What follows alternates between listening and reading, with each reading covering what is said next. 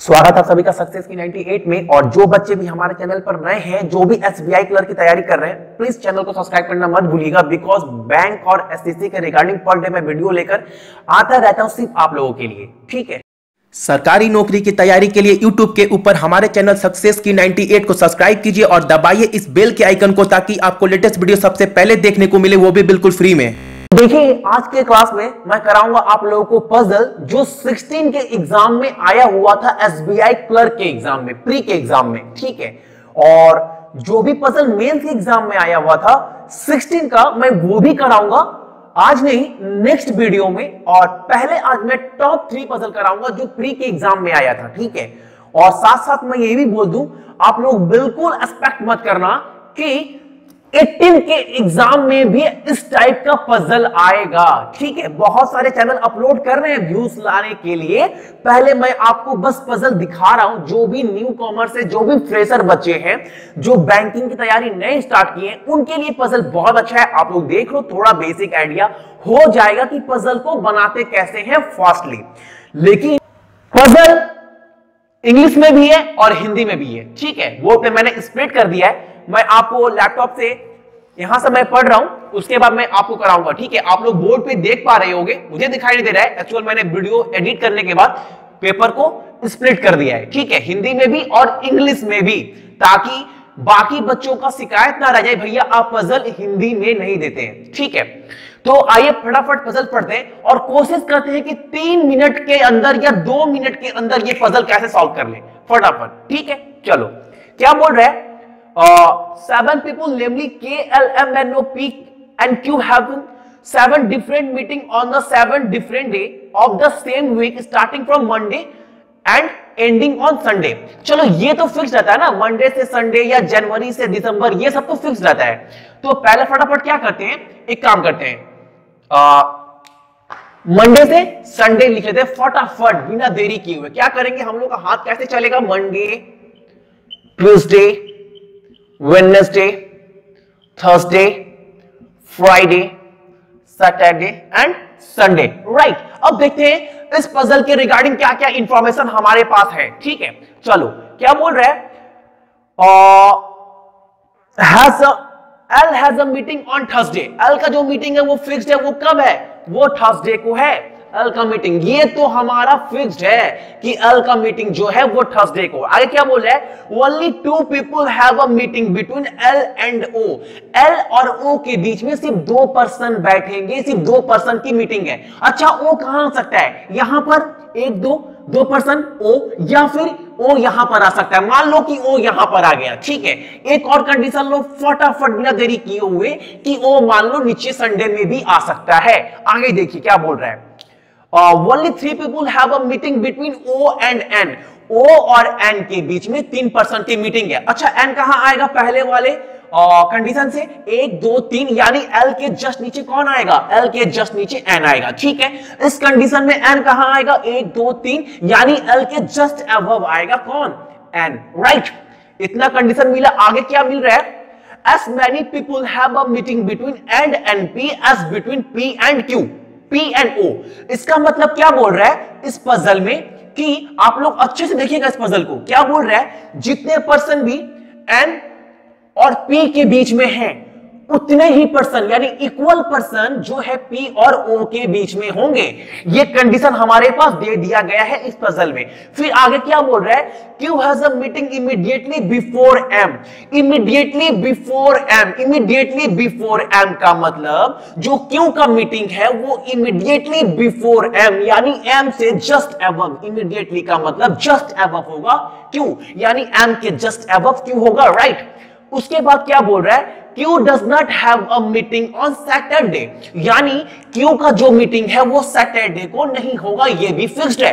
अब हमें puzzle solve करना है और पजल में कुछ रह नहीं गया। फटाफट अगर माइंड लगेगा तो क्या होगा? देखो, Q और M एक साथ आ रहे हैं। एक साथ आने का मतलब है कि Q यहां पर आ नहीं सकता, क्योंकि Q सैटरडे को आएगा नहीं। ठीक है, तो M कहीं पर भी नहीं आएगा क्योंकि Q और M एक साथ आ रहे हैं। तो पहले वाले कंडीशन में Q और M के लिए सिर्फ एक जगह बच गया।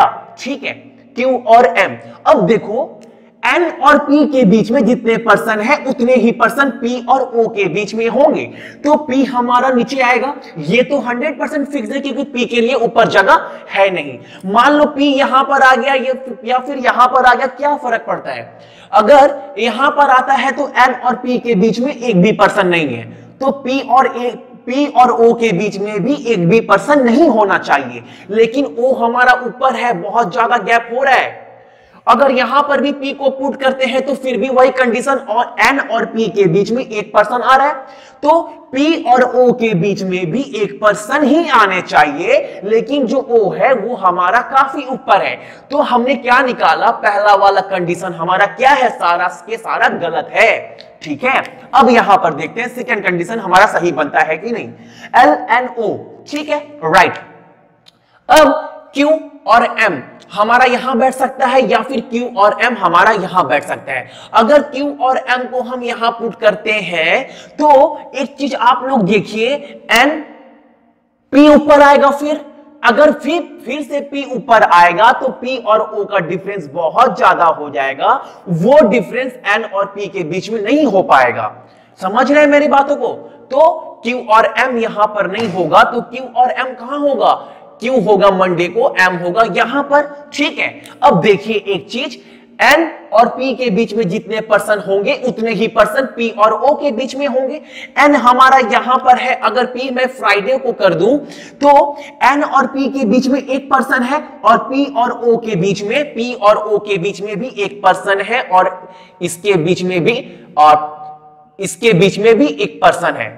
तो ये जो कंडीशन बच गया सैटरडे वाला, वो कौन फुलफिल करेगा? वो फुलफिल करेगा हमारा के।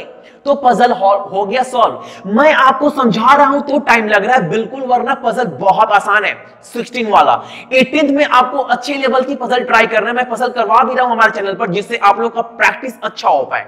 ठीक है, ये रहा सेकंड पजल, और ये पजल है सर्कुलर, जो काफी आसान है। पजल मैंने हिंदी में भी दिया है, इंग्लिश में भी दिया है, और बहुत काफी आसान पजल है। तो फटाफट पजल करते हैं 2 मिनट के अंदर। ठीक है, चलो क्या दिया गया है? B, C, D, E, F, G, H and I are sitting around a circular table facing the center but not necessarily in the same order। 8 person है, फेसिंग द सेंटर है। आजकल तो फेसिंग द सेंटर और outside दोनों आता है, लेकिन 16 के एग्जाम में फेसिंग द सेंटर था।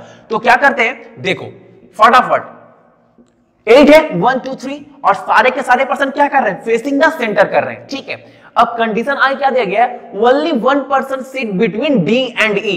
D और E के बीच में सिर्फ एक पर्सन है। मान लो D यहां पर है, E यहां पर है, एक पर्सन इन दोनों के बीच में है। चलो, B sit to the immediate right of E। जो B है वो इमीडिएट राइट, मतलब इमीडिएट मतलब सटा हुआ है E से, राइट। अच्छा, फेसिंग द सेंटर है, इसका मतलब लेफ्ट इधर होगा, राइट इधर होगा। लेफ्ट इधर होगा, राइट इधर होगा। ठीक है, फेसिंग द सेंटर का मतलब यही होता है। जो भी बच्चे न्यू कमर है मैं उनके लिए बोल रहा हूं। ठीक है, तो क्या बोल रहा है कि B seat to the immediate right of E। तो B कहां होगा? B हमारा यहां होगा। फिर क्या बोल रहा है? Only 2 person sit between F and H। F और H के बीच में सिर्फ 2 पर्सन होंगे, और साथ साथ में यह भी बोला गया है F is not immediate neighbour of D, और जो F है वो D के नेबर नहीं होगा। तो एक चीज देख लीजिए, F हमारा D के बगल में नहीं होगा, यानी F यहां नहीं होगा, यहां नहीं होगा, ये तो फिक्स्ड है ना। चलो, अब आगे क्या बोल रहा है? C sit to the immediate left of G। C sit to the immediate left of G। C कहीं नजर आ रहा है? C या G छोड़ देते हैं। ठीक है, छोड़ दो। आगे क्या बोल रहा है? G is not immediate neighbor of E। जो G है वो immediate neighbor किसका नहीं है? वो E का नेबर नहीं है। तो G भी हमारा यहां नहीं आएगा, इस पर F भी नहीं आएगा। ठीक है, आगे क्या बोल रहा है? E sit second to the left of C। जो E है वो second to the left of किसका है? C का है। तो C कहां आ सकता है? C हमारा यहां आएगा, तभी तो 1 और 2, तभी तो 1 और 2। चलो, अब आगे आपको C से कुछ हिंट्स था हमारे पास।